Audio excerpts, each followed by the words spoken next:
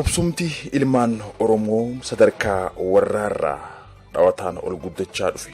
Akkuma waldhalli warraa dagaagaa deemuun qubsumti isaaniitis babal'achaa deemti. Qubsumti suuta suutaan gara reeraatti, reerri gara dheeddaatti, deeddarraa gara araddaa ol guddachaa deemti. Bifuma saniin wal horri warraa yookaan shanachi balbala tokko gara ibidda tokkootti, shanachi ibidda tokko immoo gara warraatti ol dagaagaa deema. Ammallee haaluma saniin shanachi warra tokko qubsuma ganda tokko hundeessa. Akkuma warri tokko abbaa warraa tokkoon waamamutti, gandi tokkos abbaa gandaa tokkoon moggaafa. Gandi sunis maqaa abbaa gandaa saniin waamama jechuudha.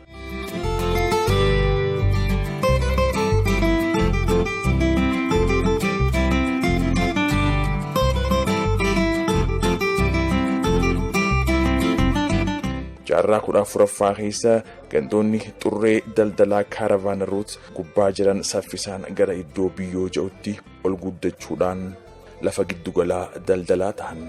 Ammas jaarraa 17ffaa keessa gandoonni Oromoo tokko tokko lafa gandoota hundaaf jiddugala ta'e gubbatti lafa bittaa gurgurriitti gaggeessan lafa magaalaa hundeessanii akka turan akka ragaatti akkaataa hundeeffama magaalaa Qarsaa akka fakkeenyaatti fudhachuu ni dandeenya.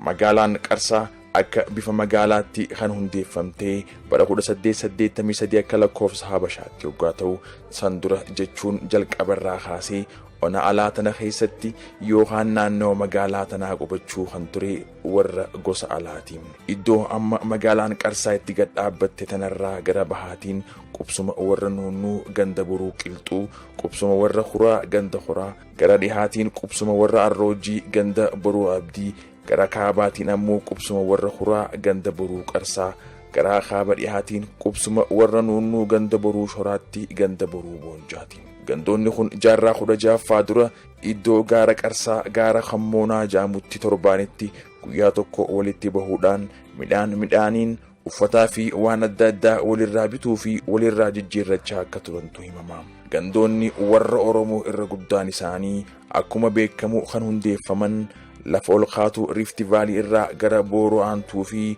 lafa ol kaatu Sulula Qiinxamaarraa gara Barii Aantuu tana gubbaa hoggaa ta'u keessattuu qubsumti warra gosa Barii Aanaatuun teessuma gaara Fuug kana hordofuudhaan akka ta'e hundeeffama warraa kana laaluun hubachuun ni danda'ama.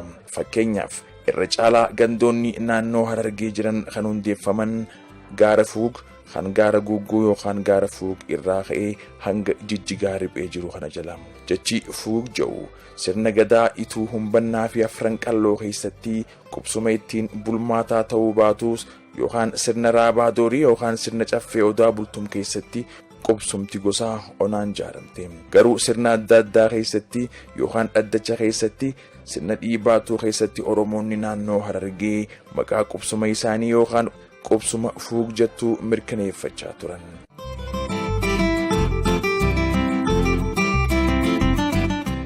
Akkuma Oromoonni biraa eebba keessatti lafa qubsuma isaanii mirkaneeffatanitti kan Oromoota Harargeetiis wal fakkaataadha. Fakkeenyaaf Booranni yeroo eebba keessatti lafa qubsuma isii mirkaneeffattu akkana jetti: Liiban Dirreen Nagaa, Goolbaa Diiddi Nagaa, Tuulaa Saalaan Nagaa, Baddaa Sadeen Nagaa jedhu.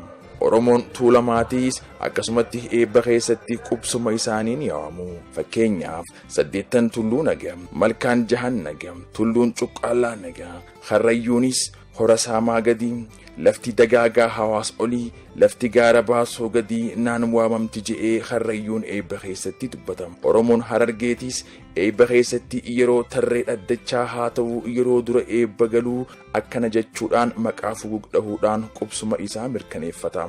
Leekkeen Nagaa, Fuug Roobaa Nagaa, Bulloolloo Bultumii Nagaa, Raamni Nagaa, Dooriin Nagaa, Jiraan Gosayyoo Nagaa, warri diidaa Niinnii bahee, warri diida Bookkee bahee, warri diida Anniyyaa bahee, Citaan Gurmuu lafa, Loltuun Tiisa qajeele, Funyoo Dheeda qajeelaa, Funyoo Kormaa qajeelaa, Haroo Qaalluu qajeelaa, Haroo Raabaa qajeelaa, Haroo Carcartu qajeelaa, Ilma Abbaa qajeelaa, Niiti Jaarsaa qajeelaa, Fuug Roobaa Nagaa, Leekkaan Nagaa, Forooroo Rooba Bobbaasi, Loon wal jala yaasi, Horaa Nagayaan galii, Godaantu karaa guuti, Qubattu ona guuti, ona tarree qubadhu fooduu ta'ii mul'adhu fugugna gaya kana qofaa miti. Oromoon Harargee sirna adda addaa keessatti yookaan moggaasa adda addaatiif maqaa fuug jedhu dhimma itti bahaati turan. Fakkeenyaaf dhaddacha fuug, abbaa fuugii fi kanneen kana fakkaatan akka fakkeenyaatti dhiyeessuu ni dandeenya. Kan biraa qondaaltota maqaa fuug jedhuun of moggaasan warra akka fuug daadhii maqaa dhahuun ni danda'ama. Akkasuma warra akka fuug wadaay, fuug jirsoo yaadachuun barbaachisaadha. Gabaabumatti maqaan fuug jedhu maqaa amma dhufe osoo hin tahin jaarraa 19ffaa keessa Maarshaal Diislaavik kitaaba isaa gubbatti eereeti jira.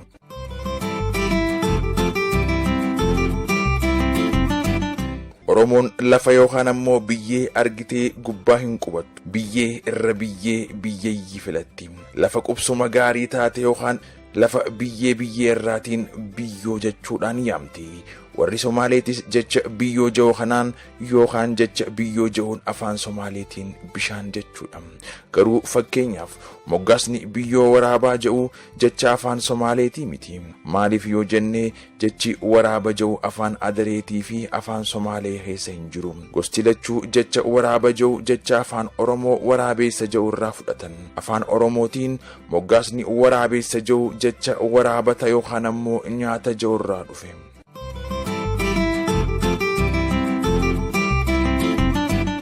Jecha biyyoo jedhu kana kitaabni hiikaa jechoota Ingilish afaan Oromoo akkana jechuudhaan hiika. Biyyoo taawun jecha kana kitaabni garagaraa piriinsipaal taawun jechuudhaan hiiku. Jaarraa 14ffaarraa kaasee naannoo Harargee keessatti magaalota jiddugalaa daldalaa turan kan maqaa biyyoo jedhu kanaan waamamaa akka turan barreeffamoonni tokko tokko ni eeru.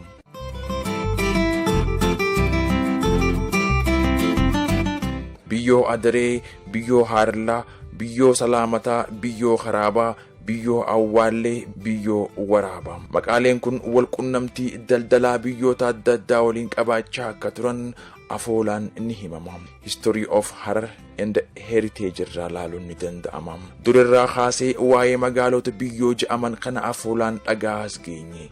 Fakkeenyaaf namni biyyaa bahee biyya gaggaafataa, biyyoo badii hin qabne biyyoo Salaamataa. Adareen biyyoodhaa, biyyoo Waaliyootaa, addaan nun baasinii ayyaani dhalootaa.